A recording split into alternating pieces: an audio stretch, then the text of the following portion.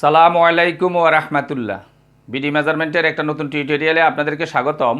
আজকের টিউটোরিয়ালে আমরা দেখানোর চেষ্টা করব আরএস পর্সার হিস্সাগুলো কিভাবে তৈরি করা হয়।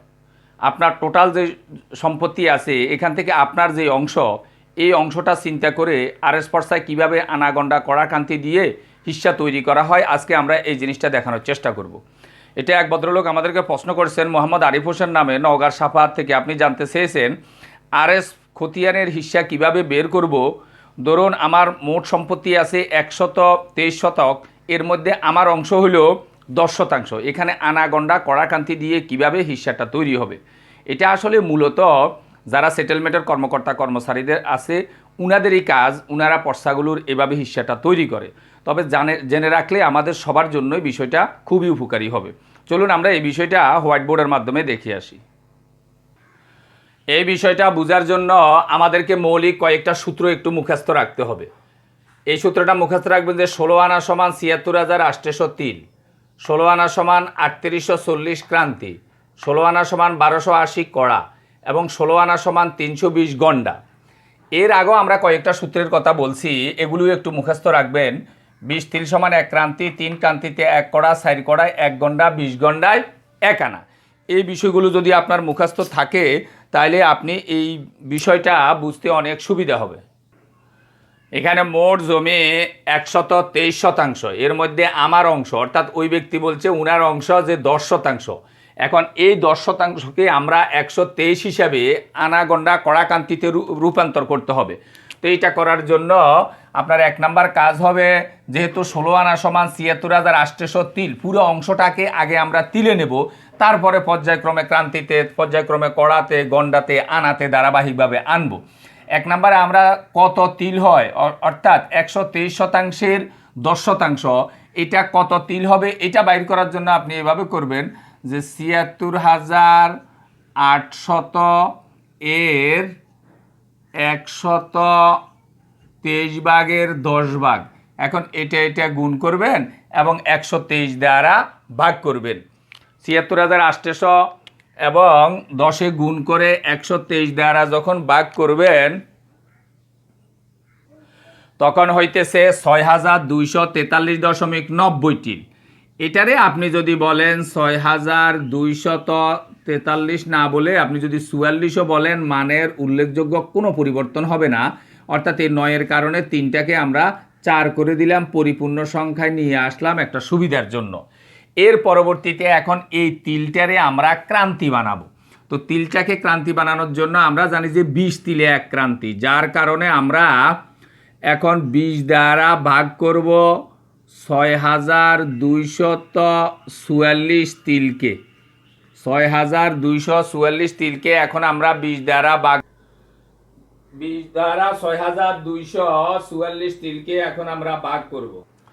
তো ভাগ করতে গেলে প্রথমে আমরা স্বাভাবিক যে ভাগ করি, 20 প্রথমে ৬২-র ভিতরে দেন, 20 যায় এখানে 3 বার, 3 20 60, আর রয়ে গেল 2, আমরা উপর থেকে নামাইলাম 4, 20 24-এর ভিতরে যায় একবার, তাহলে 20 একে 20, আর রয়ে গেল 4, আমরা এই 60টা নামাবো তখন 44, 20 এবার 44-এর ভিতরে 2 বার যায়, 20 দুগুণে 40, 20 দুগুণে হইল 40, তাইলে আর রয়ে গেল 4 তিল।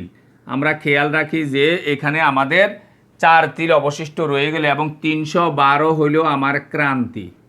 312 হইল ক্রান্তি। এখন এই 312 ক্রান্তিকে আমরা পরবর্তীতে এখন ক্রান্তির যে বড় সেই কড়াই তৈরি করব।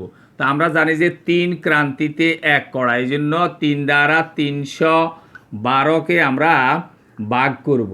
তো 3 দ্বারা যখন 312-রে ভাগ করতেছি, 3-3-এর ভিতরে একবার গেল, 3 একে 3, এই এক বিয়োগ করে কিছু পেলাম না, একটা নামাইলাম। 1 নামানোর পরও 3টা যায় না, যার কারণে আরও একটা সংখ্যা নামাইতে হবে। একসাথে 2টা সংখ্যা যখন নামায়, আপনারা একাডেমিকভাবে এগুলি পড়ালেখা করছেন, একসাথে 2টা নামাইলে তখন আমাদেরকে ফলে একটা শূন্য দিতে হবে। এই হিসাবে আমরা এখন 2 নামাইলাম, 12 হইল। 3 12-এর ভিতরে 4 বার গিয়ে মিলে গেল, 3 4 12। অর্থাৎ দেখেন কোনো ক্রান্তি কিন্তু অবশিষ্ট রইল না। এটা আমাদের তৈরি হইল কড়া, 104 তৈরি হইল কড়া। এবার 104 কড়াকে আমরা গন্ডা বানাবো। তা আমরা জানি যে 4 কড়ায় 1 গন্ডা, এই জন্য আমরা 4 দিয়ে ভাগ দেব 104কে। তো 104কে আপনি 4 দিয়ে ভাগ দিলে আপনি দেখেন 4 10-এর ভিতরে যায়, 2 বার 4 দুগুণে 8, রয়ে গেল 2, এখন নামাইলাম 4, হইল আমার 24, 6 বার গিয়ে মিলে গেল 4 6 24। তার মানে আমার এখানে কোনো কড়াও রইল না, কিন্তু আমার 26 এখানে গন্ডা তৈরি হয়ে গেল, 26 গন্ডা তৈরি হয়ে গেছে। এখন এই 26 গন্ডাকে এবার আমরা কি করব, এটাকে আনা বানাবো। তো 26 গন্ডাকে যদি আমরা আনা বানাইতে যাই, আমরা জানি যে 20 গন্ডায় 1 আনা, এই জন্য 26কে আমরা এখন 26 গন্ডাকে আমরা এখন 20 দ্বারা ভাগ দেব। সে যায় একবার গিয়ে 20 হয়, আর রয়ে গেল 6 গন্ডা। 6 গন্ডা আমরা অবশিষ্ট পেলাম, এটাও আমাদেরকে খেয়াল রাখতে হইব, আমরা 1 আনাও পেলাম। এখন আমাদের টোটাল অংশটা দাঁড়াইলো 1 আনা 6 গন্ডা 4 তিল। এটাকে যখন পর্সার হিসাবে লিখবে তখন সাংকেতিক চিহ্ন দিয়ে লিখবে যে 1 আনার চিহ্ন হইল এরকম, এরপরে 6 গন্ডা লিখলাম আমরা, 6 গন্ডা এভাবে দিলাম, আর 4 তিল, 4 কড়া নাই ক্রান্তি নাই, এখানে ফাঁকা আছে, যার কারণে 4 তিল এভাবে লিখে নিচে আমরা একটা ইলেক চিহ্ন দেব, মধ্যখানে কিছু সংখ্যা মিসিং আছে বিদায়। এখন আমরা এভাবে বলবো যে 1 আনা 6 গন্ডা 4 তিল, অর্থাৎ ওই লোকটার যে টোটাল সম্পত্তি যে 123 শতক ছিল, 123 শতকের 10 শতক যে উনার অংশ, ওই অংশটা পর্সার হিসাবে 16 আনা হিসাবে 1 আনা 6 গন্ডা 4 তিল হবে। আশা করি বিষয়টা ভালোভাবে বুঝতে পারছেন। এই বিষয়টাকে আরও ভালোভাবে বোঝার জন্য এবং আমরা যে সূত্রগুলোর কথা বলেছি, এই সূত্রগুলো মুখস্থ করার জন্য আমরা ছাত্রদেরকে যে শিটটা প্রদান করি, যে লেকচার শিট প্রদান করি, এই লেকচার শিটের 86 নাম্বার পেজে এটার উপরে একটা অঙ্ক আছে, যেখানে পর্সার সম্পত্তি বের করার অঙ্ক, এটার সাথে অনেকটা সম্পর্কযুক্ত। আর এই নিচে যে সূত্রগুলো আছে এগুলো আপনি একটা স্ক্রিনশট দিয়ে নিয়েও রাখতে পারেন এবং দেখতে পারেন, তাহলে বিষয়টা আরও ভালোভাবে আয়ত্ত হবে। কোনো অংশ না বুঝলে আমাদেরকে কমেন্ট করলে আমরা জবাব দেওয়ার চেষ্টা করব ইনশাল্লাহ। ভিডিওটি ভালো লাগলে লাইক, কমেন্ট এবং শেয়ার করবেন। আমাদের ধারাবাহিক ভিডিওগুলো পাওয়ার জন্য চ্যানেলটাকে সাবস্ক্রাইব করবেন। এই আশাবাদ ব্যক্ত রেখে আমাদের আজকের টিউটোরিয়ালটা এখানে শেষ করছি। আল্লাহ হাফেজ।